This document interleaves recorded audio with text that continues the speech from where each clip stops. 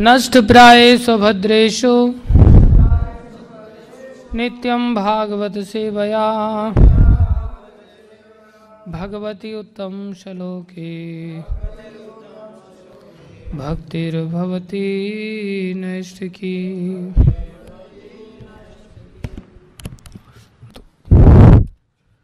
स्कंद 1 अध्याय 13 श्लोक संख्या 12 और 13। धृतराष्ट्र द्वारा गृह त्याग। इति युक्तो धर्मराजेन सर्वं तत्समवर्णयत् यथानुभूतं क्रमशो विना यदुकुलक्षयम्। इत्युक्तो धर्मराजेन सर्वं तत् समवर्णयत् यथानुभूतं क्रमशो विना यदुकुलक्षयम्।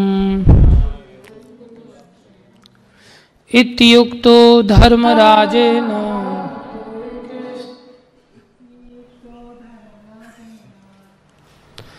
सर्वं तत्समवर्णयत् यथानुभूतं क्रमशो विना यदुकुलक्षयम्।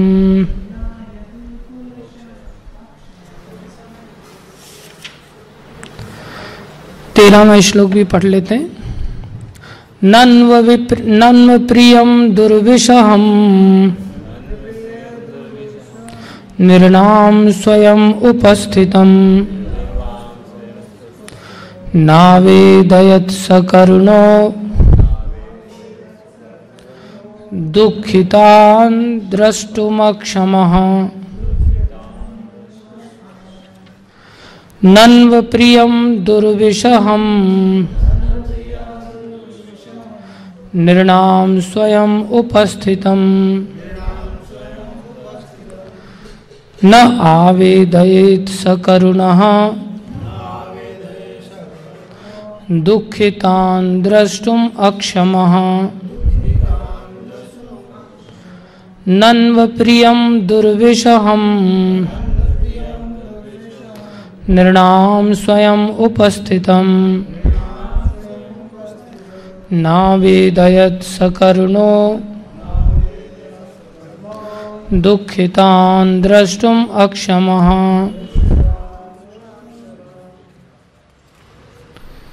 Anybody else?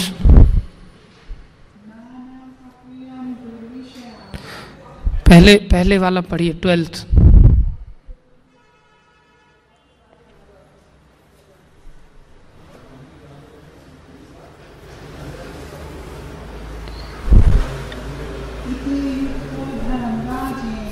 इति युक्तो धर्मराजेन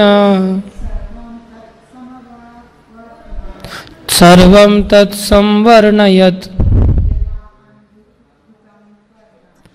यथानुभूतं क्रमशो विना यदुकुलक्षयम्।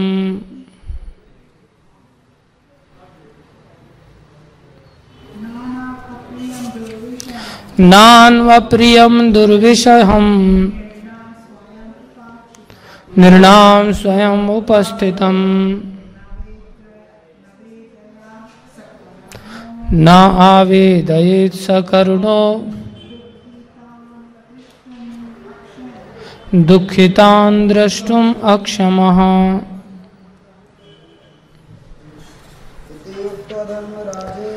इति युक्तो धर्मराजेन सर्वं तत्संवर्णयत् यथानुभूतं क्रमशो विना यदुकुलक्षयम्। नानु अप्रियं दुर्विषहं निर्नाम स्वयं उपस्थितम न आवेदयत सकरुणो दुखिताम द्रष्टुम अक्षमः। धीरे धीरे पढ़ने का और देख के पढ़ने का, धीरे बोलने का। इत्युक्तो धर्मराजेन सर्वं तत्समवर्णयत् यथानुभूतं क्रमशो विना यदुकुलक्षयम् नानु अप्रियं दुर्विषहम् निर्णाम स्वयं उपस्थितम् न आवेदयत सकरुणो दुखितान दृष्टुम अक्षमः। शब्दार्थ इति इस प्रकार उक्तः पूछे जाने पर धर्मराजन राजा युधिष्ठिर द्वारा सर्वम सब कुछ तत् यह समवर्णयत ठीक से वर्णन किया, यथा अनुभूतम जैसा उसने अनुभव किया था, क्रमशः एक के बाद एक बिना रहित यदु कुलक्षयम यदुवंश का विनाश। ननु निश्चय ही अप्रियम अप्रिय दुर्विषहम असह्य निर्णाम मानव जाति का स्वयं अपने ढंग से उपस्थितम प्राकट्य न नहीं आवेदयत व्यक्त किया सकरुणः दयामय दुखितान दुखी जनों को दृष्टुम देखने के लिए अक्षमः असमर्थ। अनुवाद महाराज युधिष्ठिर द्वारा, जोर से बोलो सारे लोग, महाराज युधिष्ठिर द्वारा इस तरह पूछे जाने पर महात्मा विदुर ने क्रमशः सब कुछ कह सुनाया जिसका उन्होंने स्वयं अनुभव किया था। केवल यदुवंश के विनाश की बात उन्होंने नहीं कही। दयावान महात्मा विदुर पांडवों को कभी भी दुखी नहीं देख सकते थे, अतएव उन्होंने इस अप्रिय तथा असह्य घटना को प्रकट नहीं होने दिया, क्योंकि आपदाएं तो अपने आप आती हैं। तात्पर्य अर्चनीय वंदनीय प्रातः स्मरणीय शिल प्रभुपाद जी द्वारा। शिल प्रभुपाद की जय। नीति शास्त्र के अनुसार ऐसा अप्रिय सत्य नहीं कहना चाहिए जिससे अन्यों को कष्ट हो। विपदा सदैव प्रकृति के नियमानुसार स्वतः आती है, अतएव इसका प्रचार करते हुए इसे अधिक उभारना नहीं चाहिए। विदुर जैसे दयावान व्यक्ति के लिए विशेष रूप से प्रिय पांडवों के साथ व्यवहार करते हुए यदुवंश के विनाश जैसी अप्रिय घटना को उद्घाटित करना प्राय असंभव था, इसलिए उन्होंने जानबूझकर ऐसा नहीं किया। ओम अज्ञानं तिमिरन्धस्य ज्ञानाञ्जनशलाकया चक्षुरुन्मीलितं येन तस्मै श्री गुरुवे नमः। श्री चैतन्य मनोभीष्टं स्थापितं येन भूतले स्वयं रूप कदा मह्यं ददाति स्वपदान्तिकम्। वन्देऽहं श्रीगुरु श्रीयुतापदकमलं श्रीगुरुन् वैष्णवांश श्रीरूपं साग्रजातं सहगना रघुनाथान्वितं तं सजीवं साद्वैतं सावधूतं परिजनसहितं कृष्णचैतन्यदेवं श्रीराधाकृष्णपदान् सहगणललिता श्रीविशाखान्वितांश्च।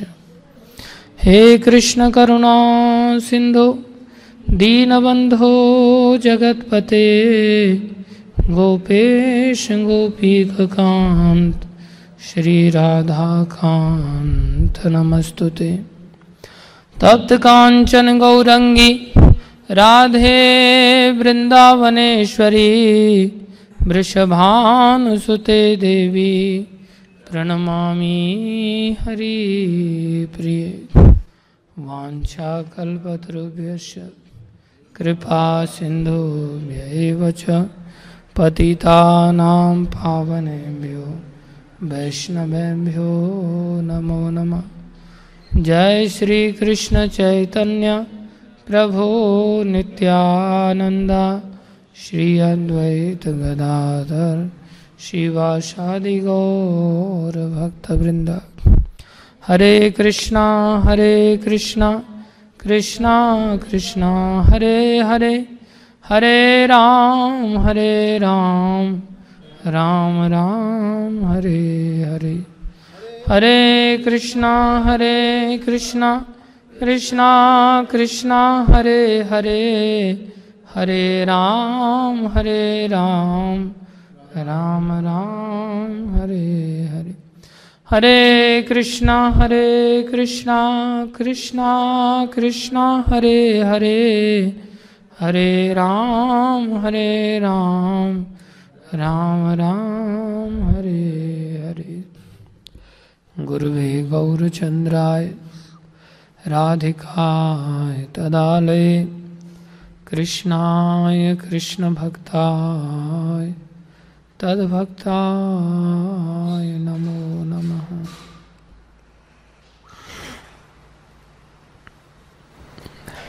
हरे कृष्णा। आप सभी भक्तों का हार्दिक अभिनंदन है, स्वागत है।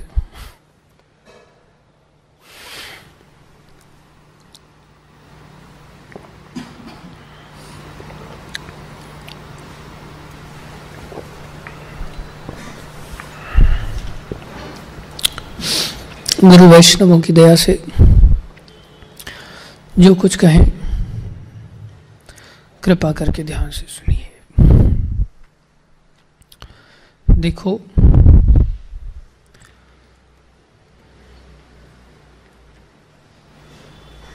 हम सभी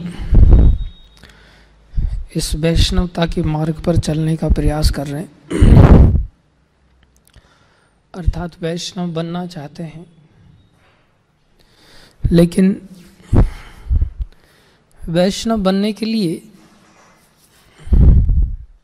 जो सिद्धांत हैं उनकी गहराई को समझना बहुत आवश्यक है और उन सिद्धांतों का उसी रूप में पालन करने का प्रयास करना चाहिए। हम इन सिद्धांतों की उस गहराई को नहीं समझ पाते। परिणाम ये होता है कि हम ऐसे वैष्णव नहीं बन पाते जैसे भगवान चाहते हैं। हम वैष्णव तो बन जाते हैं, ऐसे बन जाते हैं जैसे हम स्वयं चाहते हैं बनना, मनगढ़ंत विचारधारा के आधार पर।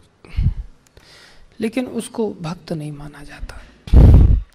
भक्त तो उसी को माना जाता है कि जो श्रुति स्मृति पुराण आदि पंचरात्रिक विधि के अनुसार हो। अगर वो ऐसी भक्ति करता है जो मनमानी है, बिना इनके है, तो फिर वो भक्त वैसा नहीं बन पाएगा।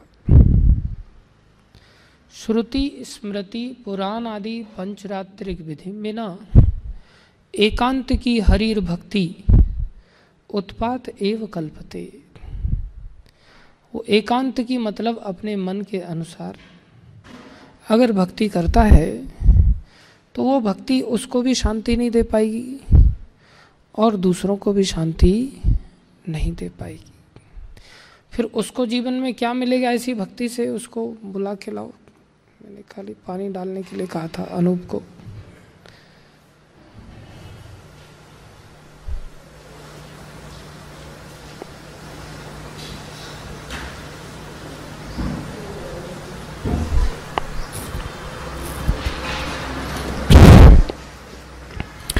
हरे कृष्णा कृष्णा कृष्णा हरे हरे, हरे राम राम राम हरे हरे कृष्णा कृष्णा कृष्णा हरे हरे,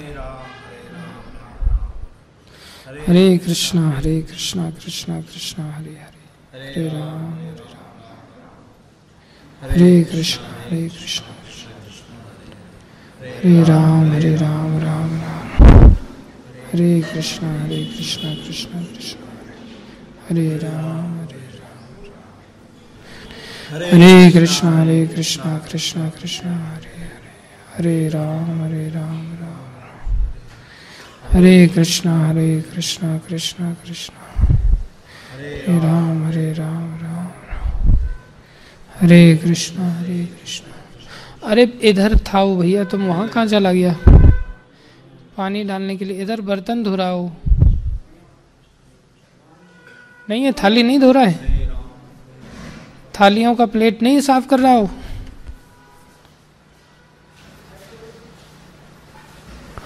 हाँ नहीं है, ठीक है, आ जाओ।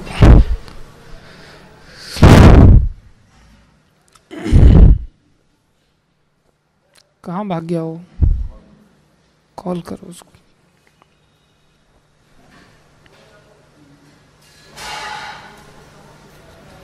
बाहर तो नहीं है? आ जाओ, वो कहीं योगा कर रहा होगा। हाँ क्या कर रहा था भाई? हाँ क्या पूछने के लिए?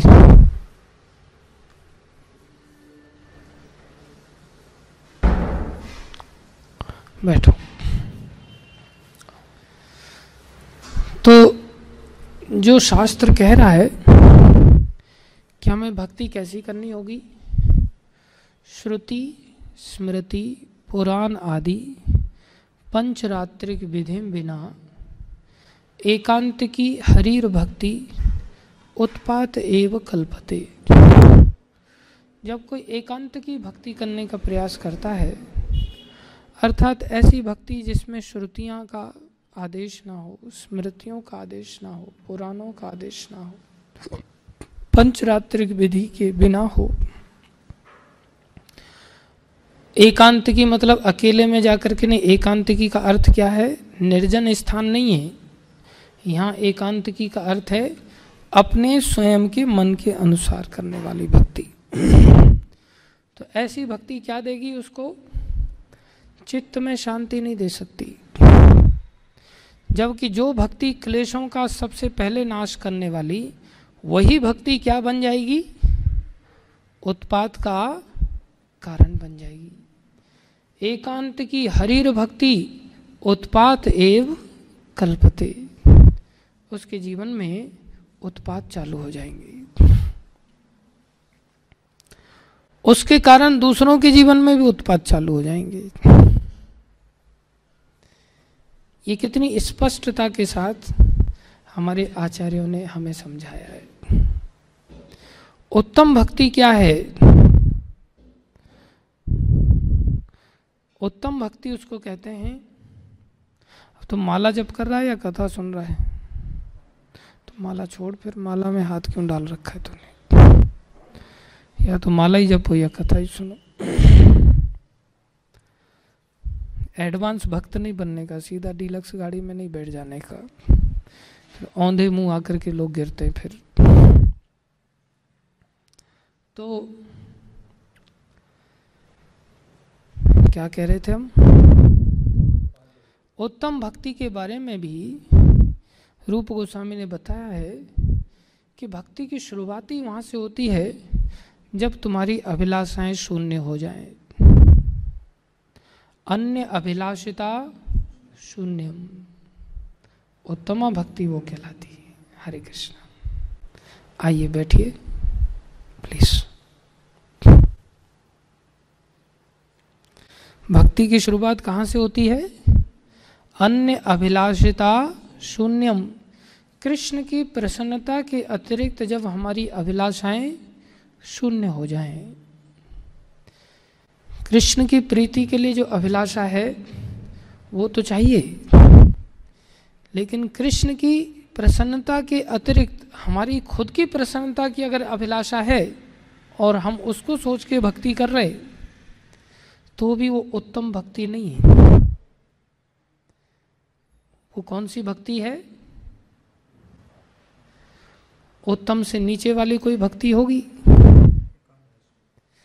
उसको एकांत की भक्ति कहेंगे, मनमानी भक्ति कहेंगे, अधमा भक्ति कहेंगे। एक उत्तम है तो दूसरा अधम होगा, तो श्रेष्ठ भक्ति नहीं है। That is not the pure devotional service. माता जी, you can understand something in Hindi? Okay. तो जो उत्तम भक्ति है उसकी शुरुआत ही यहाँ से होती है कि उसमें अन्य अभिलाषिता शून्यम। वहां मैं के लिए स्थान नहीं है। एकांत की भक्ति तो मैं को लेकर के चल रही है, मनमानी भक्ति। जहां मैं खत्म हो जाए, बोले वहां प्रेम वाली भक्ति चालू होती है। अर्थात ये जो भक्ति अर्थात सेवा है, सेवा का हेतु क्या है? यहां सेवा को इम्पेल करने का कारण क्या है? जैसे हम कोई नौकरी करते हैं तो नौकरी करने के पीछे हमारे पीछे प्रेरणा स्रोत क्या है? पैसा। और पैसा चाहिए किसी भी हालत में, उसका प्रेरणा स्रोत क्या है? पेट। और क्या प्रेरणा स्रोत है? घर, पत्नी, इच्छा। पत्नी धक्का मार करके भेजती, जाओ कमा करके लाओ, यहाँ बैठे बैठे क्या कर रहे हो। और कई बार उधर से बॉस बेचारा उसकी आलसीपन से उधर बॉस परेशान हो जाता है, इधर पत्नी परेशान हो जाती है, ये आलसी बैठा हुआ है। बॉस उधर काम नहीं करता, बॉस उधर हाँ देखता है ये यहाँ भी काम नहीं कर रहा है, तो बॉस उसको झाड़ लगाता रहता है। एक दिन वो पति जल्दी आ गया, रोज नौकरी से थोड़ा लेट से आता था, एक दिन जल्दी आ गया। तो पत्नी कहती आज जल्दी कैसे आ गया? बोले बस ऐसे ही आ गया। बताओ तो सही, लेकिन हुआ क्या? बोले ऐसे ही तू मैं हो गई। लेकिन क्या बात हुई थी बताओ तो सही। बोले उसने ऐसा कहा, मैंने ऐसा किया, फिर उसने ऐसा कहा, फाइनली उसने टेबल पर हाथ मारा और उसने गो टू हेल। बोले इसलिए मैं घर पे आ गया फिर, क्योंकि हेल मतलब उसने क्या बोला था? Go to hell. तो ये घर क्या है मेरे लिए? नरक ही है, इसलिए मैं यहाँ आ गया। बोले उसने गो टू हेल जाने के लिए बोला था ना। तो संसार में व्यक्ति किसी न किसी प्रेरणा से काम करता है। तो कई बार हम भगवान की सेवा करते हैं तो सेवा के पीछे भी कोई ना कोई तो इम्पेलिंग फोर्स होगा, उस सेवा के पीछे भी तो कोई प्रेरणा होगी ना। क्यों प्रणाम करते हैं, क्यों माला जप कर रहे हैं, क्यों कथा सुन रहे हैं, क्यों हम इतना कीर्तन कर रहे हैं, क्यों नाच रहे हैं, क्यों तुलसी सेवा कर रहे हैं, क्यों भगवान को भोग लगा रहे हैं, क्यों प्रचार करने जा रहे हैं, क्यों गीता वितरण आदि कर रहे हैं, क्यों सुबह सुबह में कष्ट उठा करके इतना उठ रहे हैं। ये सब चीज़ों के पीछे कोई तो प्रेरणा का स्रोत होगा। क्या प्रेरणा का स्रोत होता है? क्या स्रोत होता है? हाँ, भगवान श्री कृष्ण का प्रेम प्राप्त करना है, ये प्रेरणा स्रोत है इनका। प्रेम की प्राप्ति चाहते। क्यों प्रेम की प्राप्ति चाहते? हाँ, तेरे को थोड़ी पूछा भी, उसको बताने देना। हाँ भाई, उनके अलावा और फिर संसार में फिर बोल वास्तविक चीज की प्राप्ति मतलब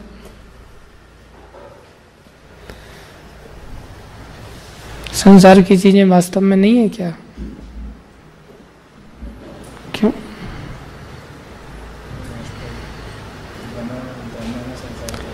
उसमें क्या समस्या है फिर?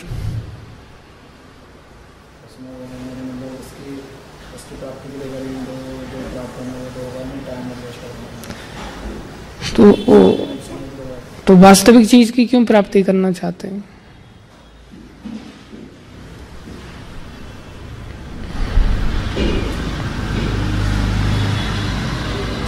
हाँ, वास्तविक चीज की क्यों प्राप्ति करना चाहते हैं? इसको समय की बर्बादी क्यों समझ रहे हैं?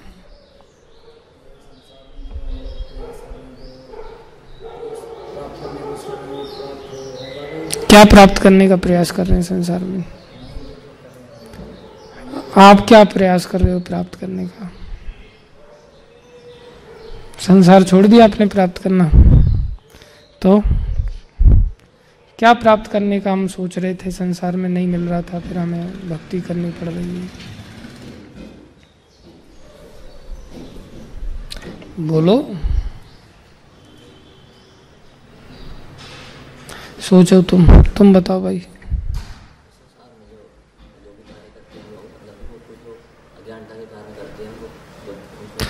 कुछ लोग नहीं, तुम्हारी बात करो।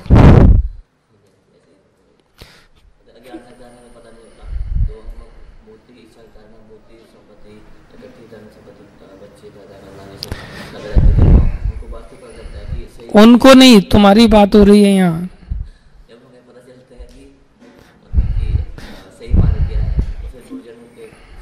तो सही मार्ग क्या पता चला तेरे को? क्यों क्यों क्यों लक्ष्य है ये? नहीं, शास्त्रों के अनुसार बताया गया, तो उससे तेरे को क्या फायदा होगा?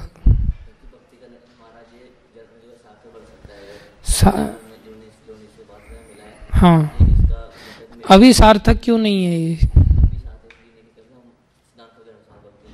तो उसका क्या परिणाम है नहीं करने से? कौन से चक्कर में जाना पड़ेगा? उसमें क्या दिक्कत है? कष्ट है, ये बात निकल के आ रही है ना। प्रभु जी हरे कृष्ण। ये भागवत को प्रणाम करने आ रहे थे आप या छल कपट करने आ रहे थे?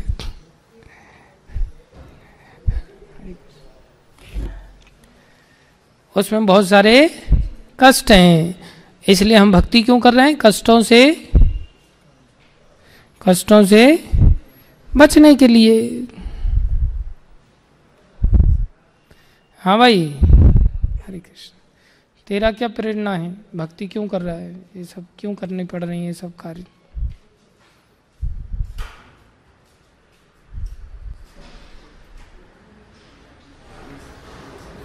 हाँ, क्यों प्राप्त करना चाह रहे हो भगवान को? कष्टों से बचने के लिए। हाँ भाई, तुम्हारा क्या प्लान है? क्यों भक्ति करनी पड़ रही है तुम्हें? क्यों भक्ति का फोर्स तुम्हें कहाँ से प्राप्त हो रहा है? जैसे उधर पैसे का लालच है, तो यहाँ भक्ति में क्या लालच तुम्हें दिख रहा है? क्या फायदा दिख रहा है? बताओ। भगवान के क्या फायदा है? भगवान के नाम का बताओ, क्या फायदा है? बताओ तो सही। क्या लालच तुम्हें देखा भगवान के नाम से कि ये चीज हमें प्राप्त हो जाएगी? तो उससे क्या मिलेगा? आनंद आता है। क्या प्रेरणा स्रोत है भाई? माला जपने का, कथा सुनने का, हाँ, ज्ञान प्राप्त करने के लिए। ज्ञान का क्या कारण है? ज्ञान से क्या मिलने वाला है? हाँ, हमारी चेतना अतृप्त रहती है, अर्थात हमें क्या चाहिए?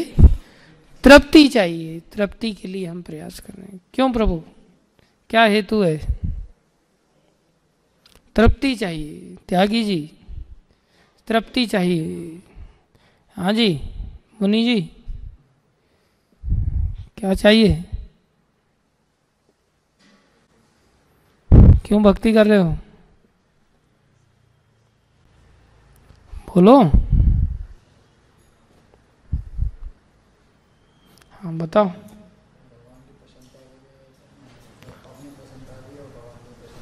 हाँ, अपनी प्रसन्नता भी, भगवान की प्रसन्नता भी।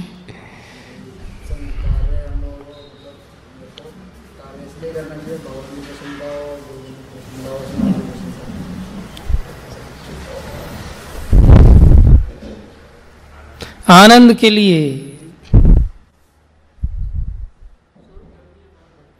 बड़ा स्वरूप धर्म आ गया, भक्ति करना ज्ञात हो गया। स्वरूप धर्म तेरे को भक्ति करना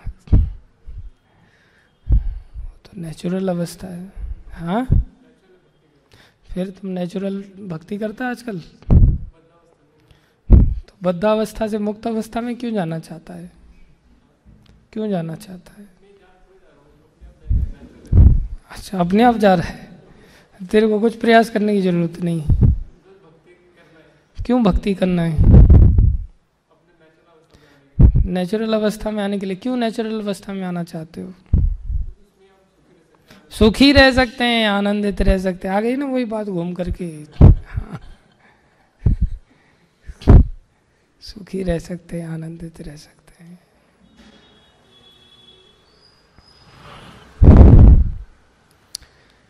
ये जो इम्पेलिंग फोर्स है, ये जो प्रेरणा हमें कर रहा है, जिसके चलते हम भक्ति कर रहे हैं, ये उत्तम भक्ति का लक्षण नहीं है।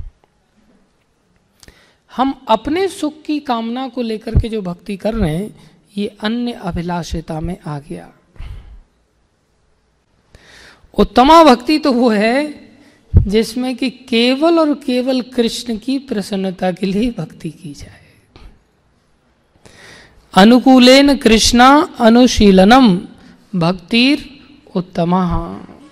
कृष्ण कैसे प्रसन्न हो, हम प्रसन्न कैसे हो, वो नहीं देखना। अभी हम अपने दुखों को मिटाने के लिए भक्ति कर रहे हैं। कुछ लोग तो दुखों को बढ़ाने के लिए भी भक्ति करते, पता है, वो बाद में पता चलता है। ध्रुव महाराज ने ऐसी कठोर भक्ति किया और बाद में क्यों भक्ति किया? बोले राज्य चाहिए। और जब राज्य मिल गया तो अरे मैंने तो फूटे कांच मांग ली। अब फूटे कांच से दुख बढ़ेगा या दुख घटेगा? फूटा कांच अगर आपके हाथ में ना भी लगा हो ना, केवल बाहर आपको देखने को ही मिल जाए, टुकड़े टुकड़े पड़े हुए हैं, तो भी अपने को कैसा लगेगा?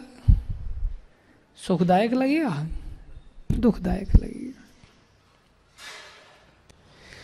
ये बात उनको वो चीज प्राप्त होने पे पता चला, अरे मैंने तो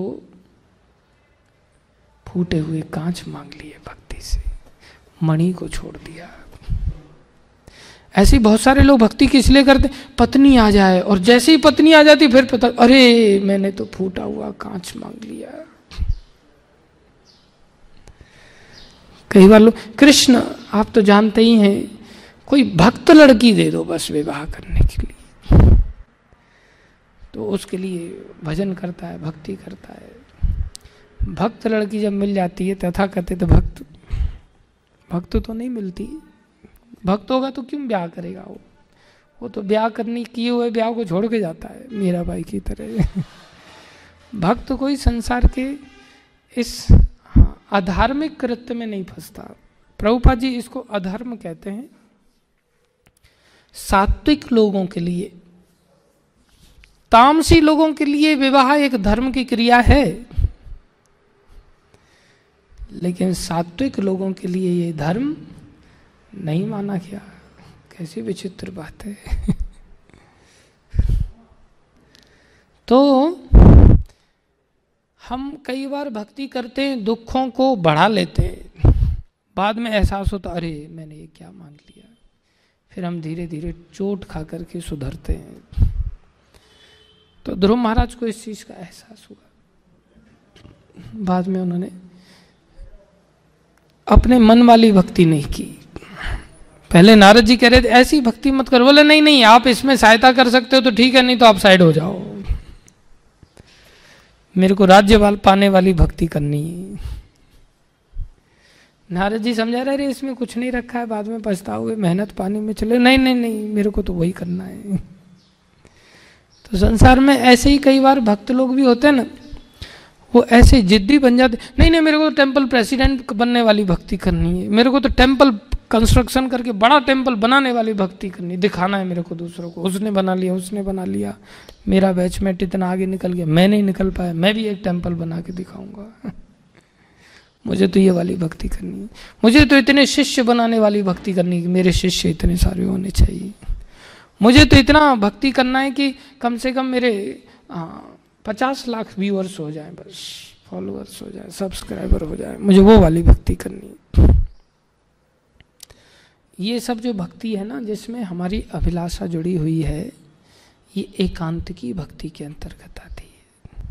वो एकांत की भक्ति उसके जीवन में भी उत्पाद करेगी और दूसरों के जीवन में भी उत्पाद करेगी, वो अच्छी भक्ति नहीं। भक्ति है वहाँ से भी आदमी सुधरता हुआ आगे बढ़ता है, लेकिन जो शुद्ध भक्ति है, उत्तमा भक्ति है, जिसको प्रभुपाद जी देना चाहते हैं, जिसको चैतन्य महाप्रभु देना चाहते हैं, जिसको हमारी परंपरा देना चाहती है, उसमें मन माना कुछ भी करने का अधिकार नहीं। मन माना मतलब हमारी स्वयं की कहीं ना कहीं खुशी सोच के चलना, बोले अपनी खुशी का कहीं स्थान नहीं। इसको कौन सी भक्ति कहते हैं? प्रेमा भक्ति कहते हैं इसको। कौन सी भक्ति? जिसका आधार क्या है? प्रेम है। जिसका आधार क्या है? हम जो भक्ति करते हैं एकांत की भक्ति, उसका आधार काम है, अपनी कामना जुड़ जाती है उसमें, तो उसका आधार क्या बन गया? काम। और जो उत्तमा भक्ति है उसका आधार क्या है? प्रेम। प्रेम में क्या होता है? प्रेम गली अति सांकरी, प्रेम गली अति सांकरी, या में दो न समाए, या में द्वय न समाए। जब मैं था तब तू नहीं, जब मैं था तब तू नहीं, जब तू है मैं नाय, जब तू है मैं नाय। ये प्रेम की भक्ति का फॉर्मूला है। ये प्रेम का रास्ता इतना सकरा है कि इसमें दो नहीं समा सकते। अर्थात तुम्हारी भी तू और मेरी भी मैं, ये नहीं समा पाएंगे। इसमें दो न समाए। जब तू था, जब मैं था तब तू नहीं। जब हम मैं को लेकर के आगे चल रहे हैं, अपनी खुशी को लेकर के आगे चल रहे हैं, तब बोले तू नहीं, भगवान नहीं प्रकट हो सकते। जब तू है, जब तुम सामने हो, तो फिर तुम्हारी इच्छा के सामने मुझे मेरी इच्छा का कोई महत्व नहीं है।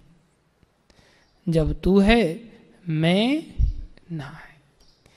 मैं या मेरे अनुसार जीवन जीने का ये सिद्धांत उखाड़ के फेंकना पड़ेगा, तब जाकर के प्रेमा भक्ति प्रकट होगी। और प्रेमा भक्ति की ऐसी ताकत होती है, संसार में ही देखने में आता है। काम की ही ऐसी शक्ति होती है कि व्यक्ति काम के ही वशीभूत हो जाता है।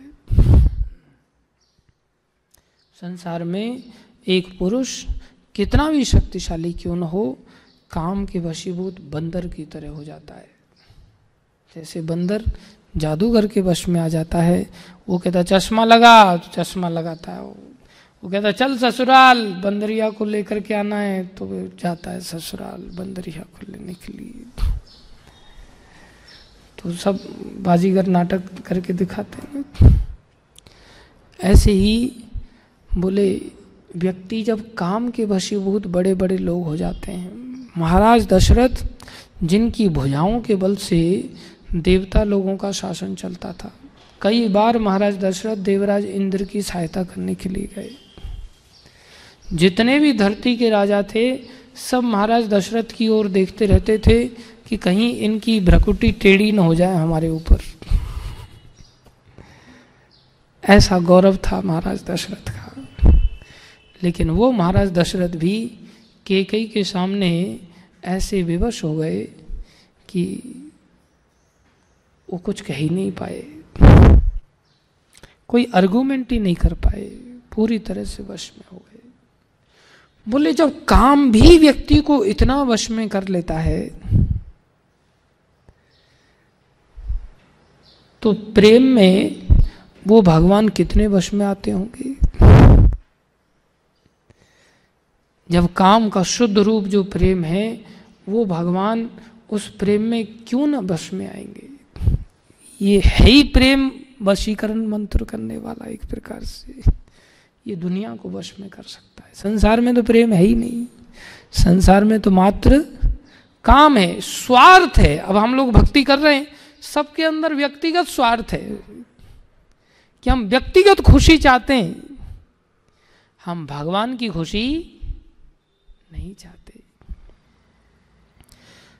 बोले इसलिए वो शुद्धा भक्ति है नहीं, निष्किंचना भक्ति नहीं, अकिंचना भक्ति नहीं, प्रेमा भक्ति नहीं है। वो भक्ति तो बहुत दूर की बात है। अरे यहां अपने स्वार्थ के लिए भी जिस भक्ति का उपदेश दिया जाता है, चलो भाई ऐसा भक्ति का पालन करो इससे तुम्हारा स्वार्थ सिद्ध होगा, हमसे तो वो भी नहीं होती। अर्थात नारद जी ने आदेश दिया ध्रुव महाराज को, तुम्हें अगर राज्य चाहिए तो तुम्हें ऐसी भक्ति करनी पड़ेगी। तो ध्रुव महाराज ने क्या किया, बिल्कुल एज इट इज फॉलो किया। अगर हमें ऐसा चाहिए तो बिल्कुल वैसी ही भक्ति करके दिखाई उन्होंने, और उनको राज्य देना पड़ा भगवान को। हमें अगर 84 के चक्र से अगर बाहर जाना है और उसके लिए जैसी भक्ति हमें बताई जाती है, क्या हम वैसी भी भक्ति कर पाते हैं?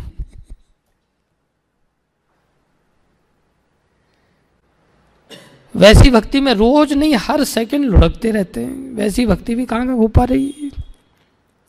एक दिन मंगल आरती करते, दूसरे दिन कहते मंगल आरती आपके लिए, हमारे लिए थोड़ी करने की आवश्यकता, आप करो। कितना एकदम निचोड़ निकाल लिया शास्त्रों का। एक दिन करते दूसरे दिन गुल्ली मार देते, दूसरे दिन करते तीसरे दिन गुल्ली मार देते, कभी आगे से गुल्ली मारते तो कभी पीछे से गुल्ली मार देते। कभी सुबह में 4:30 बजे आ जाएंगे तो ठीक 4:45 बजे गायब हो जाएंगे, कभी 4:30 बजे आ जाते हैं तो कभी 7 बजे गायब हो जाते हैं।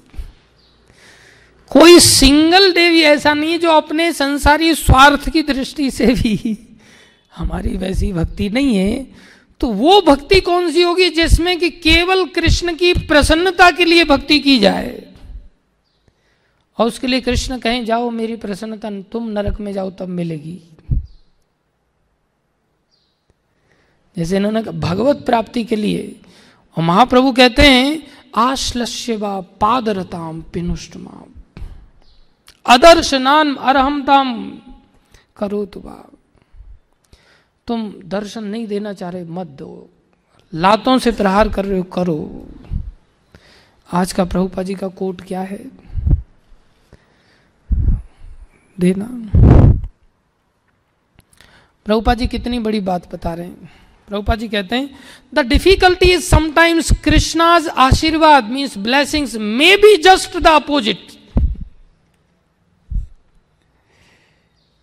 सबसे बड़ी समस्या क्या होती है, कृष्ण का जो आशीर्वाद है वो हमारी इच्छा के एकदम अपोजिट आ जाता है।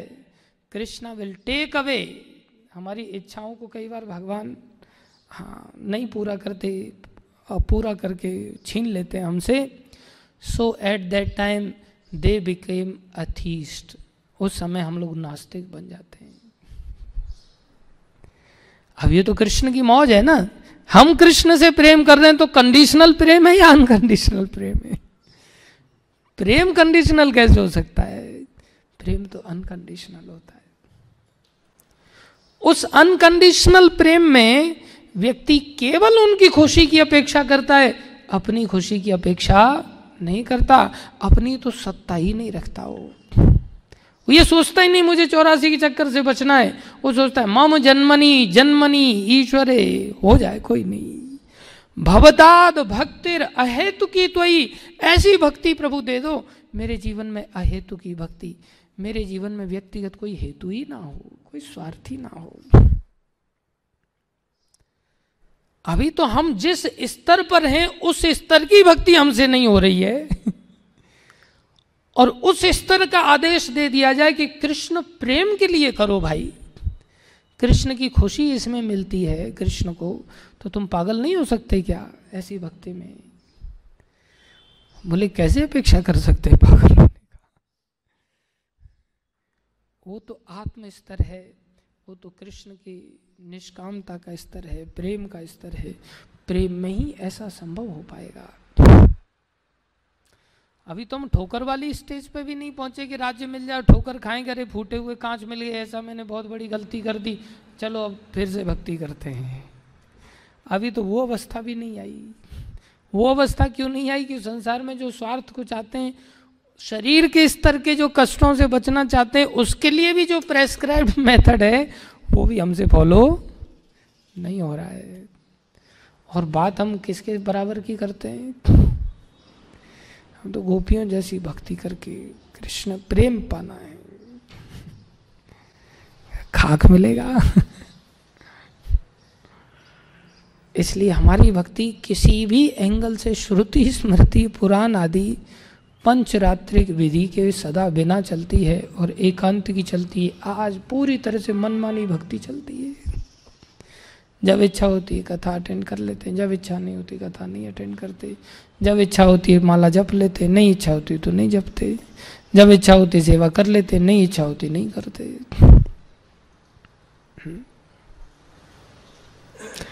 कैसी वृत्ति है? तो और परिणाम में चाहते हैं कि हृदय में एकदम तृप्ति प्राप्त हो जाए। कैसे मिलेगी? कैसे मिलेगी? संभव नहीं। तो भक्ति का सिद्धांत क्या है?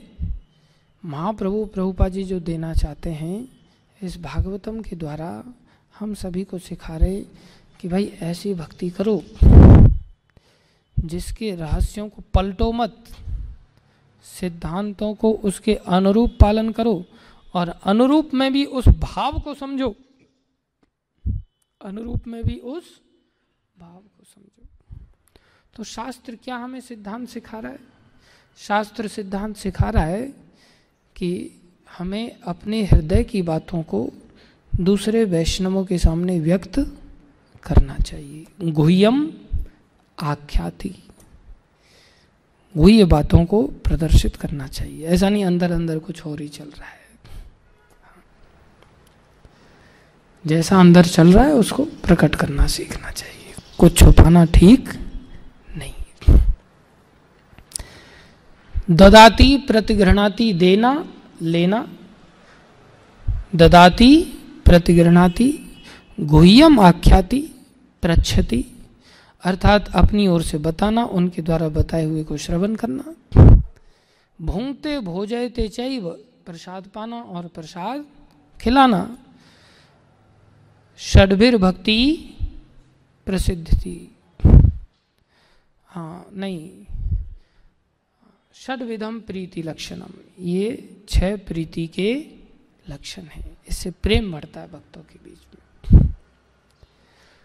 तो अब यहाँ से तो ऐसा स्पष्ट आदेश है श्रुति स्मृति शास्त्र का कि हृदय की बातें व्यक्त करनी चाहिए, भक्तों से कुछ भी छुपाना नहीं चाहिए। और जब भक्त पूछ बैठे तब तो और भी नहीं छुपाना चाहिए। भक्त पूछ बैठे तब तो और भी नहीं छुपाना चाहिए। हाँ, भक्त किसी चीज के लिए मना कर दें तो वो बात ढिंडोरा पीटना नहीं चाहिए। जैसे नारद जी को कहा शिव जी ने कि आपने कामदेव को जीत लिया है, ये बात भगवान विष्णु से ब्रह्मा जी से कहीं दूसरी जगह जाके मत बताना। तो नारद जी तो जगह जगह जा करके बताना चालू कर दिया, देखो मेरे से चिढ़ रहे, मेरी प्रशंसा सुनने में अच्छी नहीं लग रही है इनको, मैंने कामदेव को जीत लिया है। और भक्तों के साथ बोले कुछ छुपा के चलना, ऐसा कैसे हो सकता है? तो जो छुपाना चाहिए वो तो छुपा नहीं रहे। भक्तों ने आदेश दिया, शिवजी वैष्णव है भाई ये बात मत कहना वहाँ। तो हमको ऐसा लगता है अरे ये तो भेदभाव सिखा रहे, ये तो कपट सिखा रहे। नहीं, उसमें हमारा फायदा है, हमारा कल्याण है, लेकिन हमें उल्टा समझ में आता है। और जिस चीज़ को छुपाने के लिए नहीं कहा जाता वो चीज़ हम कहना चाहते हैं, छुपाते हैं उसको कई बार। तो वैष्णवों का व्यवहार तो ऐसा होना चाहिए। अब यहाँ क्या हो रहा है, विदुर जी चारों तरफ से घूम घाम करके पहुँचे, द्वारका से भी पहुँचे। तो यहाँ महाराज युधिष्ठिर ने पूछा आप द्वारका गए होंगे, द्वारका के क्या हाल चाल हैं? तो विदुर जी ने सब हालचाल जैसा अनुभव किया था सब विस्तार से बताया, लेकिन बिना यदु कुलक्षयम एक बात दबा गए। कौन सी बात नहीं बताई? कौन सी बात नहीं बताई? बोले यदु वंश का जो नाश हुआ वो बात नहीं बताई, छुपा लिया। तो यहाँ से तो ऐसा लग रहा है कि इन्होंने ये बात छुपा करके, अच्छा ये तो वैष्णवता का व्यवहार नहीं है। वैष्णव तो गुह्य से गुह्य बातों को भी प्रकट करता है, और यहाँ इन्होंने ये बात छुपा लिया। क्यों छुपाया? वैष्णवों की कष्ट से बचाने के लिए। क्योंकि जानते हैं महाराज युधिष्ठिर का पांडवों का जो यदुवंशियों के साथ जो प्रेम है, भगवान के भक्तों के साथ जो प्रेम है वो अद्भुत है, ये सहन नहीं कर पाएंगे। ये नहीं अरे मैंने तो शास्त्र की बात मानी थी इसलिए सब खुला खुला बोल दिया। नहीं, एक भक्त इतना सेंसिटिव होता है कि वो किस परिस्थिति में शास्त्र की बात से भी आगे बढ़ के सोचना है वो समझदार होता है, समझ जाता है। वो प्रेम की बात को सोच रहा है कि अगर ये दुखी होंगे तो वो मेरे से सहन नहीं होगा। बोले तो मेरा जीवन वैष्णवों की प्रसन्नता के लिए, मेरा जीवन वैष्णवों को दुख देने के लिए नहीं। ऐसा विदुर जी का भाव था। और हमारा भाव क्या होता है? हम कदम कदम पर वैष्णवों को कष्ट देते हैं। तो भगवान से प्रेम कर रहे हैं फिर हम? नहीं। इसलिए इस सिद्धांत को समझना होगा। पहले तो हम उस सिद्धांत तक तो पहुंचे कि हृदय की बातें व्यक्त करना तो सीखें। ऊपर से दिखाते हैं कि हम भक्तराज हैं, भक्त शिरोमणि हैं, बहुत अच्छी भक्ति करना चाहते हैं, और अंदर से कुछ और ही इकड़म तिकड़म चलता रहता है, कुछ और ही प्लानिंग करते रहते हैं कैसे बढ़िया बढ़िया खाने को मिले। हाँ, ऊपर से कुछ और दिखाते हैं, मैं धाम में वास करना चाहता हूँ। अच्छा, तुम्हारी इतनी औकात आ गई धाम में वास करने की? ये एकांत की भक्ति है। हाँ, कोई कुछ करना चाहता है, कोई कुछ करना चाहता है, ये सब व्यक्तिगत धारणाएं हैं। कोई बोले मैं प्रचार करना चाहता हूँ, डीटी वर्शिप में मेरा कोई रुचि नहीं है, मैं भगवान की रात दिन प्रचार करना, वो तुम्हारी व्यक्तिगत इच्छा है। घरों में जा जा करके बढ़िया बढ़िया आइटम खाना, अंदर से तुम्हारी ये इच्छा है, ऊपर से तुम प्रचार को ढाल बना रहे हो। कोई कहता मैं डीटी वर्शिप करना चाहता हूँ, ये डीटी वर्शिप का भाव नहीं है, ये तुम्हारी इच्छा है कि तुम बाहर मार्केट में निकलना नहीं चाहते, ये व्यक्तिगत इच्छा है कि हम किसी के सामने पुस्तक लेकर के सामने खड़े न रहना पड़े, चौक पे खड़ा न रहना पड़े, कहीं संकीर्तन न करना पड़े, कहीं कष्ट ना उठाना पड़े। जस्ट 2-4 घंटे का स्लॉट पूरा कर लिया, फिर अपना आराम से अधिकार प्राप्त हो गया आराम फरमाने का। ये तुम्हारी व्यक्तिगत इच्छा है। मैं केवल क्लीनलीनेस मेंटेन करना चाहता हूँ, टॉयलेट साफ करूँगा, झाड़ू साफ करूँगा, ये तुम्हारी व्यक्तिगत इच्छा है। मैं लोगों को दर्शन कराना चाहता हूँ जगह जगह, ये तुम्हारी व्यक्तिगत इच्छा है, तुम वहाँ से व्यक्तिगत अपना स्वार्थ पूरा कर रहे हो, तुम्हारे अंदर वो भावना नहीं है। भावना तो उसको कहते हैं कि हम केवल आदेश का पालन करते हैं। डीटी वर्शिप के लिए कहा जाए करेंगे, प्रचार के लिए कहा जाए करेंगे, पुस्तक वितरण करने के लिए कहा जाए करेंगे, सफलता असफलता उसकी हमें परवाह नहीं है। अर्जुन भी कह रहा है मुझे भीख मांगना है, मेरे को बाबा जी बनना है, भीख मांग के जीवन निर्वाह करूंगा, ऐसा स्टेटमेंट दे रहा है जैसे कि हाँ बहुत एकदम मतलब कितनी महानता वाला कार्य कर रहे हैं। लेकिन अंदर से प्रभुपाद जी लिख रहे हैं तात्पर्य में, अंदर से इच्छा है भागने की भगवान के आदेश से। वो व्यक्तिगत धारणा है। तो व्यक्तिगत रूप से तो संसार में भी हम भाग ही रहे हैं। एक संसारी व्यक्ति व्यक्तिगत इच्छाओं के कारण भाग रहा है, और हम भक्ति के चोले को पहन करके भी तो भक्ति मार्ग में भी व्यक्तिगत भाग रहे हैं ना। चोटी रखनी है मेरे को, लेकिन ये वाली स्टाइल की चोटी रखनी है, तो ये क्या है? व्यक्तिगत इच्छा है। माला पहनना है तो ये वाले स्टाइल का, यही क्वालिटी का कपड़ा चाहिए, यही क्वालिटी के सैंडल चाहिए, यही क्वालिटी की घड़ी चाहिए, यही वाली स्टाइल की कंठी चाहिए। ये क्या है? व्यक्तिगत इच्छाएं।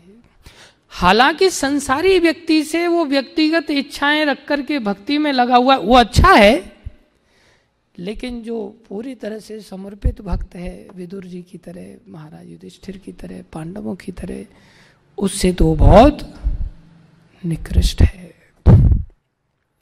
हमें भगवत प्रेम की प्राप्ति नहीं हो सकती।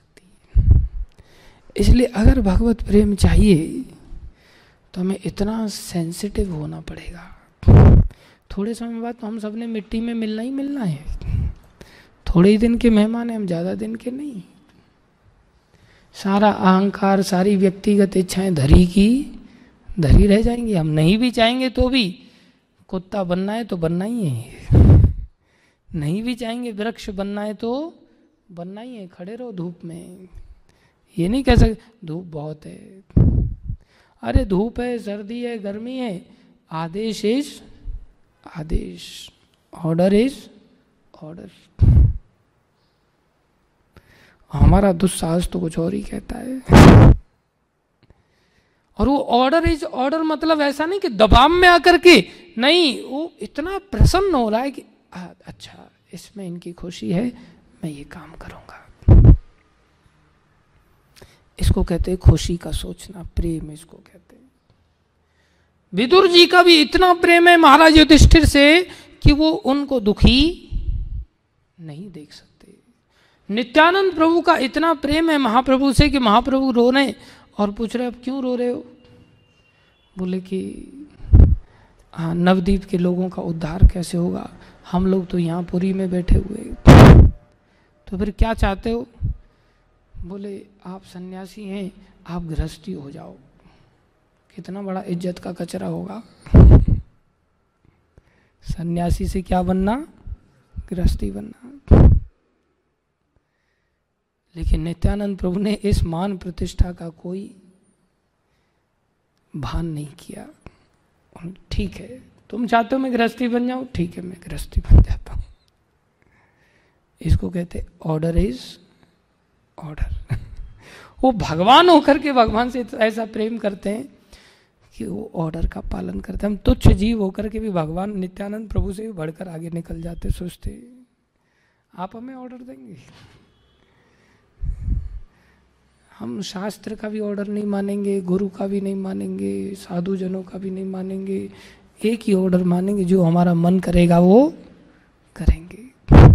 इसलिए इस फिलॉसफी के रिजल्ट में देर नहीं है, इस सिद्धांत के परिणाम में देर नहीं है। देर है हमारे उस स्तर के समर्पण में, उस प्रेम में। इसलिए हाँ, सब कुछ वर्णन किया उन्होंने। समवर्णयत सर्वम तत् संवर्णयत इति युक्तो धर्मराजेन। धर्मराज जी के द्वारा जब पूछा गया, यथानुभूतम, जो अनुभव में किया, जो अनुभव उन्होंने प्राप्त किया, यही नहीं कि केवल जो देखा सुना, केवल जो अनुभूति भी की, वो सारा बड़े विस्तार से भाव के साथ उन्होंने वर्णन किया। कैसे किया? क्रमशः वर्णन किया। ऐसा नहीं कि थोड़ा इधर से थोड़ा उधर से ऊट पटांग तरीके से हम बातें रखते हैं कई बार पूछे जाने पर। कोई भी बातें कैसे रखनी चाहिए वो सीखना चाहिए, पॉइंट टू पॉइंट, ऐसा इसलिए, ऐसा इसलिए, ऐसा इसलिए, ऐसा इसलिए। ऐसे वैष्णव होते हैं क्रमशः। लेकिन एक बात दबा गए, बिना यदु कुलक्षयम, यदु वंश का जो कुल का नाश था उसको लेकर के उसको छुपा गए। ऐसा क्यों किया उन्होंने? बोले ननु अप्रियम दुर्विषहम, बोले वो स्वयं सहन नहीं कर सकते थे।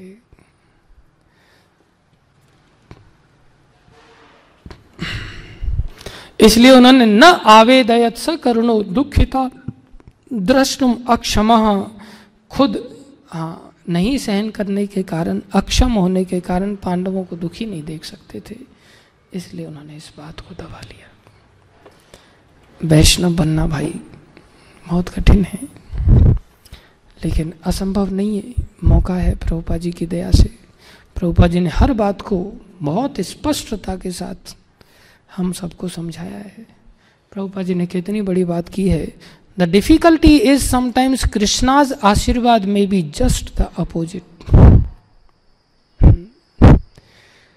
कृष्ण का आशीर्वाद हमारी इच्छा के बिल्कुल विपरीत हो सकता है।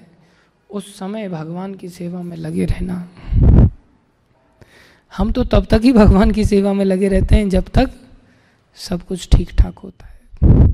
उदाहरण के लिए, कोई मंदिर में रह रहा है, उसको गाली गलौज कर दिया किसी लीडर ने, अथॉरिटी ने, थप्पड़ मार दिया, गाली गलौज कर दिया, डांट फटकार लगा दिया, बोले ये क्या है? कृष्ण का आशीर्वाद है। वो सोच रहा था मेरे को बड़ा प्यार से रखा जाएगा, विषय वस्तुएं मेरे को मिलती रहेंगी, कपड़ा लत्ता मिलता रहेगा, और इसके विपरीत उसके साथ व्यवहार कर दिया। उस स्थिति में वो मंदिर छोड़ के ना जाए। आस्तिक तो तब कहेंगे उसको।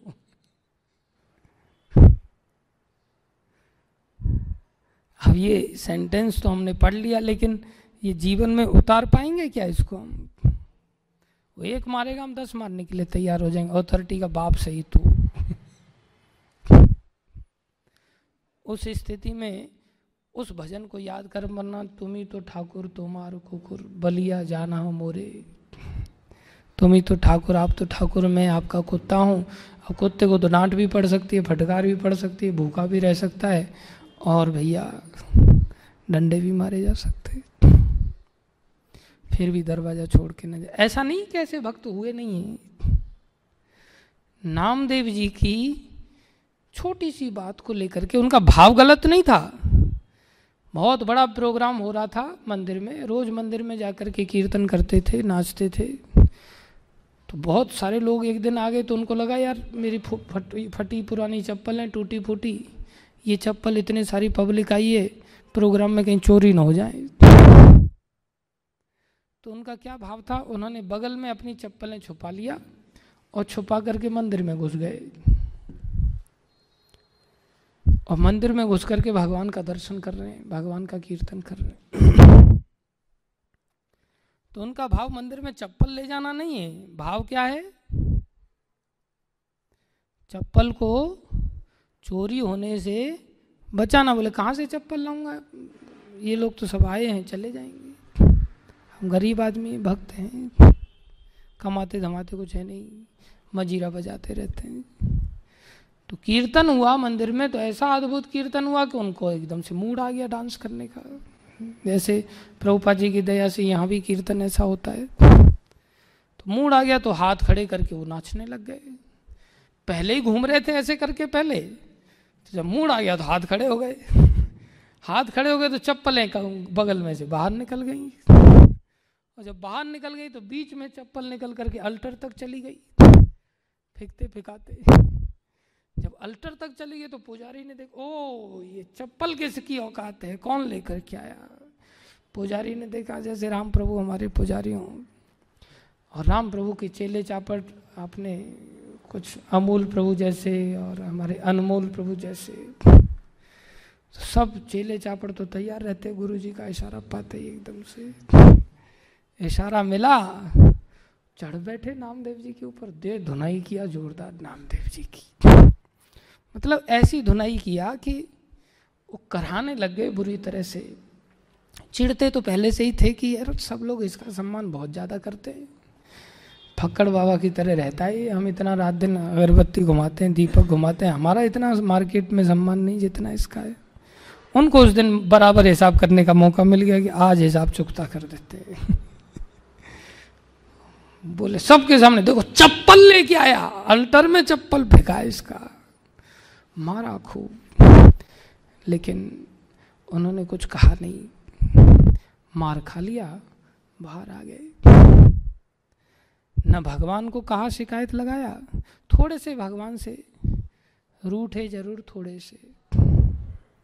तो क्या किया उन्होंने, मंदिर में पुजारी लोग तो वैसे ही रेस्ट्रिक्टेड कर दिए एक प्रकार से, तो उन्होंने क्या किया, मंदिर की पीछे वाली दीवार के पास खिड़की थी एक, तो उस खिड़की के पास जाकर के वहां कीर्तन करने लग गए। ये नहीं अब मैं इस मंदिर को छोड़ करके जा रहा हूँ, देहरादून को छोड़ के जा रहा हूँ, वृंदावन को छोड़ के जा रहा हूँ, कहीं दूसरी जगह नया सेंटर चालू करूँगा, ये करूँगा वो करूँगा। आपका प्रेम कहाँ हो पाया फिर, इसका मतलब आप प्रेम किए ही नहीं किसी को। आप तो चाह रहे थे रिटर्न में, मान सम्मान चाह रहे थे, थोड़ा सा अपमान हो गया तो आपसे इतने दिन सम्मान मिला, उसकी कोई कीमत नहीं सोची आपने, और एक दिन थोड़ा सा अगर अपमान प्राप्त हो गया तो आप इतने उखड़ गए। तो आपके अंदर आकांक्षा प्रेम की कहाँ थी। प्रेम में तो आदमी कुछ देखता ही नहीं। तो पीछे जाकर के जब कीर्तन करने लग गए तो भगवान ने क्या लीला की, उन पुजारियों को समझाने के लिए पूरा मंदिर कोई घुमा दिया, पूरे मंदिर को घुमा करके नामदेव जी के सामने फ्रंट ला करके खड़ा कर दिया। तब पुजारियों की आंखें खुल गईं, अरे कितना बड़ा भक्त है। लेकिन हम तो उस स्तर तक कभी पहुंच ही नहीं पाते। हम पहले ही भांप जाते कि अब हमारे इतने उल्टे काम हो गए कि अब मार पड़ने वाली है। बोले उससे पहले कल्टी मार लो चोरी चपाटी करके। जैसे ही पता चलता है कि हाँ आज मंगल आरती नहीं पहुंचे तो अब आंखों से थोड़ा सा डराया जाएगा, आंखें दिखाई जाएंगी भक्तों के द्वारा। उसी समय बोले आज जाने का ही नहीं, सामने ही नहीं जाने का बिल्कुल। फिर क्या करने का, बोले चोर चोर मौसेरे भाई, और थोड़ा सा पाप कर लेने का। क्या कर लेने वाले, आज तबीयत ही खराब है। बोले मंगल आरती गई तो गई, जब भी गया, गुरु पूजा भी गई, भागवतम भी गई, सभी चला जाएगा सब कुछ दिन भर का। बोले क्या करेंगे, बोले आराम फरमा रहे हैं। तभी तो सीरियस लगेगा कि हाँ तबीयत कुछ ज़्यादा ही खराब है। और मुंह एकदम से ऐसा लटक जाएगा कि अच्छी बात है, गिलानी होनी चाहिए, ऐसा फील होना चाहिए यार भगवान को क्या मुंह दिखाएं, भक्तों को क्या मुंह दिखाएं, ऐसा अंदर से लगना चाहिए। लेकिन लगने के साथ उस पर थोड़ा चलना भी पड़ेगा। नहीं चलेंगे तो फिर मनमानी भक्ति है, एकांत की भक्ति है। श्रुति स्मृति से भी बढ़कर है प्रेम, श्रुति स्मृति से भी बढ़कर है प्रेम। प्रेम के कारण उन्होंने इस बात को नहीं बताया और उनको कोई दोष नहीं लगा। वैसे देखा जाए तो राजा से भी नहीं छुपाना चाहिए, राजा तो पूछ रहा है, लेकिन उन्होंने राजा से भी छुपाया और भक्तों की तो क्या कहा जाए, भक्तों से भी छुपाया। किस कारण से, किस कारण से, प्रेम के कारण से। प्रेम बड़ी चीज है, तभी भगवान वश में हो जाते हैं। फिर श्रीमद् भागवत महापुराण की जय, श्रील प्रभुपाद की जय, श्री गुरु महाराज की जय, अनंत कोटि वैष्णव वृंद की जय, आप सब भक्तों की जय। कोई प्रश्न किसी का?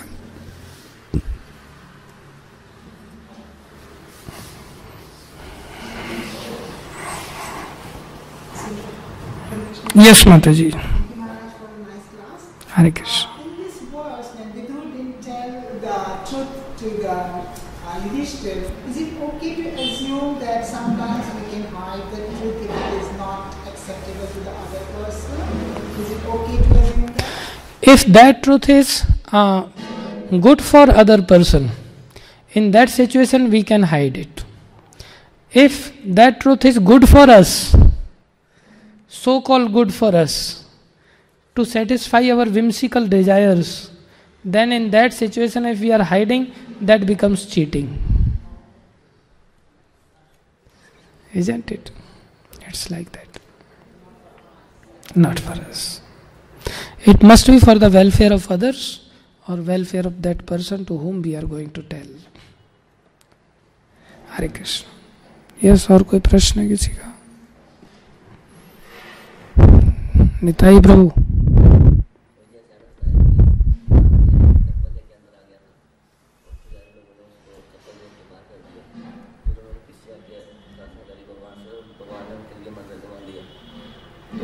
उसके अंदर इतना भाव था, तो अगर किसी के अंदर इतना भाव है भक्ति का, तो मतलब कि कोई व्यक्ति उसके लक्षण देख के उसको पहचान सकता है, वो ऐसा करते हैं उसके साथ। नहीं, तुम्हारा प्रश्न क्या है? मेरा प्रश्न ये है कि जैसे वो इतना भाव था भक्ति का, तो चप्पल लेके अंदर चले गए थे वो, तो अंदर भाव था उसके अंदर भगवान के प्रति, मतलब जैसे पुजारी लोगों ने उसको बाहर कर दिया चप्पल देख के, अगर उसको पुजारी लोग ऐसा कुछ हो जाता है कि भक्ति के अंदर ऐसे लक्षण दिखाई दे ये भाव वाले कि वो ऐसा करते ही नहीं। हाँ, ऐसा लक्षण भक्तों के भाव वाले दिखते भी हैं। हाँ, ऐसे लक्षण भाव वाले भक्तों के दिखते भी हैं, लेकिन कई बार क्या होता है, एक अपराध दूसरे अपराध को जन्म दे देता है। तो लंबे समय से उनकी ईर्ष्या थी, तो उनकी ईर्ष्या को निकालने का भगवान ने एक अवसर प्रदान कर दिया। दूसरी ओर भक्त की महिमा को फिर सारे संसार को दिखा दिया उस घटना के माध्यम से, तभी तो भक्तों का यश फैलता है। बाद में उनको भी रियलाइज हुआ, तो उनको फिर क्षमा मांगे वो लोग। तो होता क्या है, कई बार छोटा व्यक्ति होता है, जो छोटे भक्त होते हैं, वो बड़े जो वास्तव में छोटे बड़े मतलब उम्र के आधार पर नहीं, भक्ति के आधार पर, कोई बड़ा भक्त है कोई छोटा भक्त है, तो छोटा भक्त कई बार सुधरने के कगार पे नहीं होता, बड़े छोटे में दोनों में थोड़ा टसन चलती रहती है, और छोटा सुधरने के कगार पे नहीं होता। तो ऐसी स्थिति में बड़े कोई डांट फटकार लगा करके, बड़े कोई दंड दे करके छोटे को रियलाइज कराया जाता है। तब छोटा सोचता है यार गलती तो मेरी थी, मैं तो छुपा के चाल चल रहा था, लेकिन इन्होंने अर्थात गुरुजी ने इस बड़े ही शिष्य को डांट दिया और इसने डांट सहन भी कर ली और फिर भी ये मेरे से क्षमा मांग रहा है। तब उसको पता चलता है अरे ये कितना अच्छा भक्त है, तो उसकी अच्छाई और अच्छी तरह से प्रकाशित होती है ना। तब फिर छोटे वाला भी माफी मांग लेता है और बड़े वाला तो माफ कर ही देता है क्योंकि भावुक भक्त है। तो कई बार ऐसा होता है, जैसे पृथु महाराज हैं वो भी भक्त हैं, इंद्र हैं वो भी भक्त हैं। पृथु महाराज बड़े भक्त हैं, इंद्र छोटे भक्त हैं।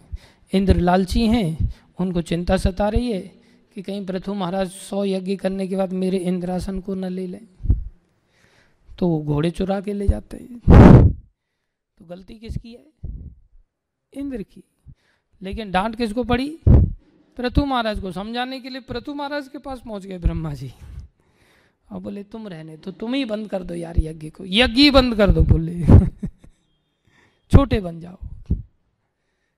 समझ रहे हो, कई बार ऐसा झेलना पड़ता है, लेकिन बाद में भगवान उसी से प्रसन्न होते हैं। जैसे कई बार कोई भक्त ठीक प्रचार प्रसार कर रहा है और कोई जूनियर आकर के भी वहीं प्रचार प्रसार करने लग जाता है, तो दो ग्रुप में टसन हो जाती है। तो कई बार बड़े ग्रुप को जो समझदार है उसको ही डांट पड़ती है, कई बार उनको ही बोलते तुम ही बंद कर दो भाई प्रचार, इनको करने दो। उस स्थिति में झुकना पड़ता है, लेकिन भगवान उन्हीं से प्रसन्न होते हैं।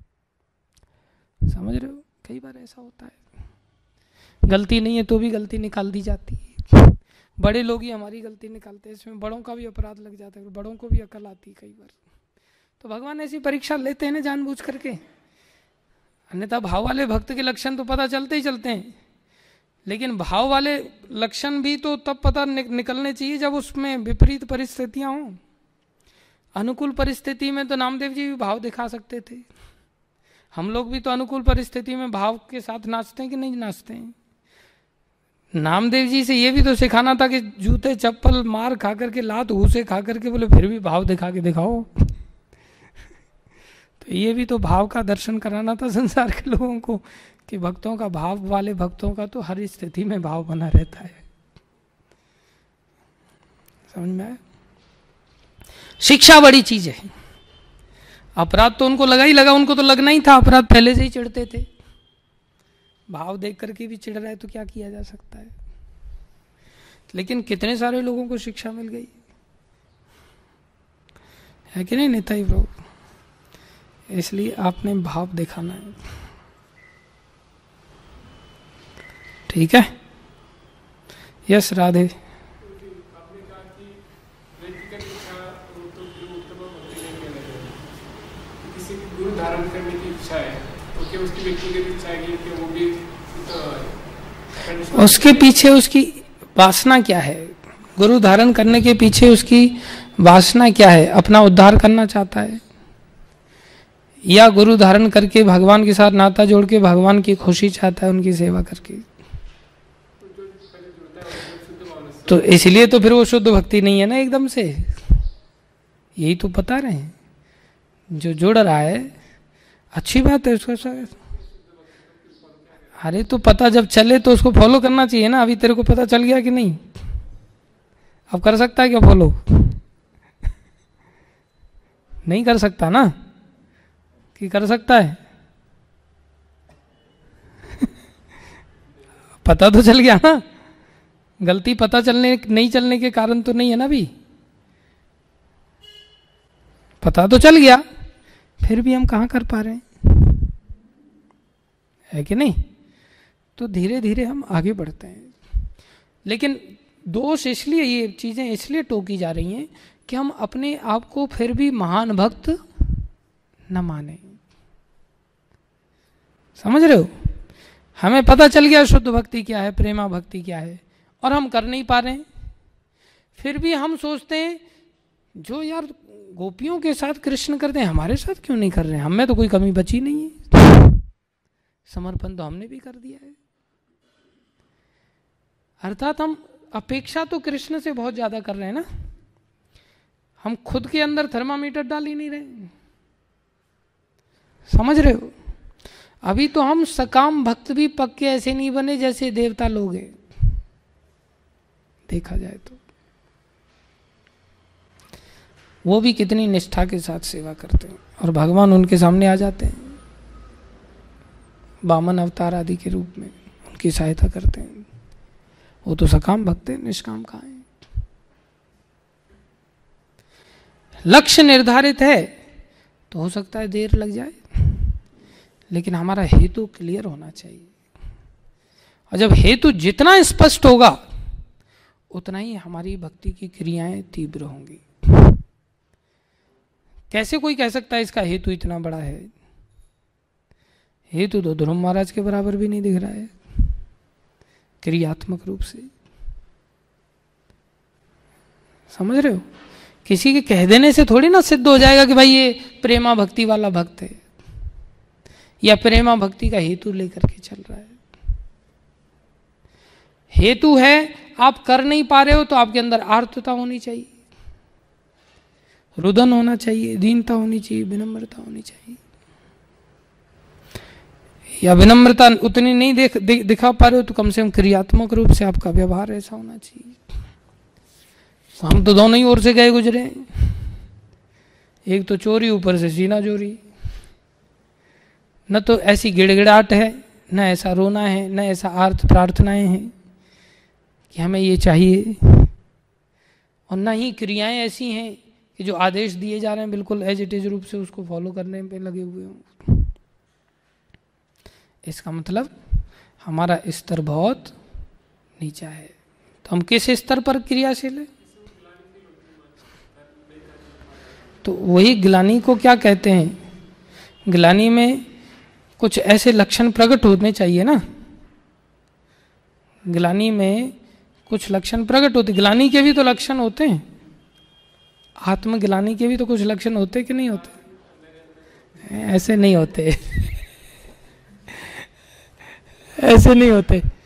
अंदर ही अंदर जो होते हैं वो गुमराह करने वाले नहीं होते कि अंदर ही अंदर मेरे को ग्लानि हो रही है और मैं मंगल आरती नहीं पालन कर पा रहा हूँ, अंदर ही अंदर मैं बड़ा दुखी हूँ और इतना दुखी हूँ कि वो कह रहे हैं ठीक है फिर भी तेरे को रोटी तो दे ही रहे, नहीं मैं इतना दुखी हूँ अब मैं मंदिर छोड़ के ही जा रहा हूँ।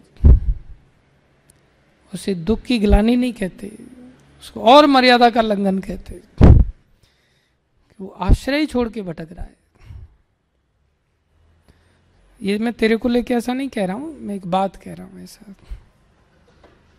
समझ रहे हो? मन के अनुसार जीवन जी रहा है। एक होता है कोई व्यक्ति नहीं कर पा रहा है भक्ति को, लेकिन मनमाना आचरण भी तो नहीं कर रहा है। कोई व्यक्ति भक्ति नहीं कर पा रहा है, सो रहा है, खा रहा है, पड़ा हुआ है, ठीक है। आप जबरदस्ती मोबाइल लेकर के गेम खेल रहे हो, जबरदस्ती मोबाइल लेकर के मूवी देख रहे हो, जबरदस्ती मोबाइल लेकर के इधर उधर भागा दौड़ी कर रहे हो, ये क्या है? मन की क्रियाओं में लगे हुए हो ना, उससे भी तो बाहर आना चाहिए। ग्लानि है तो आप तो मौज ले रहे हो, ग्लानि कहाँ है? समझ रहा है? ऐसा ही भक्ति करने के लिए आए हो तो कुछ छोड़ के आए हो ना, कुछ तो छोड़ के आए हैं कि नहीं आए? तो जिसको छोड़ करके आए हो कम से कम उसको ही छोड़ करके दिखा दो, उतना तो दिखाओ। जिस चीज को छोड़ा है, अरे तो slow and steady win the race, लेकिन स्लो रेस तो होना चाहिए, स्लो वाली तो होनी चाहिए। ट्रैक से ही बाहर जा रहा है वो और स्लो स्लो करके अपोजिट डायरेक्शन में जा रहा है, तो विन द रेस वो माया की रेस विन करेगा, भगवान की रेस कैसे विन करेगा? विन द रेस तब होगा जब आप लक्ष्य की ओर आगे बढ़ो, धीरे ही बढ़ो, लक्ष्य की ओर आगे चलो। नहीं तो एक्सटेंड कौन कर रहा है? उल्टे चल रहे हो ना, उल्टा चलना तो बंद करो। एक्सटेंड करने के लिए कौन कह रहा है? कोई गुरु ऐसा नहीं कहता कि तुम एकदम से इतना बड़ा पहाड़ तोड़ दो। गुरु जानता है शिष्य की क्षमता क्या है, उसके आधार पर ही उसको आदेशित किया जाता है। लेकिन वो फिर भी जानबूझ के उल्टा चलता है और वचन देता है। पहले उसने वचन क्यों दिया था? मैं आज्ञा का पालन करूंगा।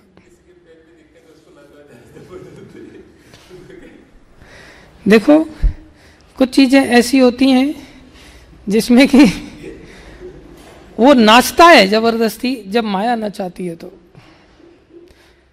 जैसे संसार में कोई व्यक्ति बीमार हो गया तो टैबलेट खा करके जाता है नौकरी करने के लिए, तो जा रहा है ना वो। तो उतना ही कष्ट थोड़ा सा अगर भक्ति मार्ग में उठा ले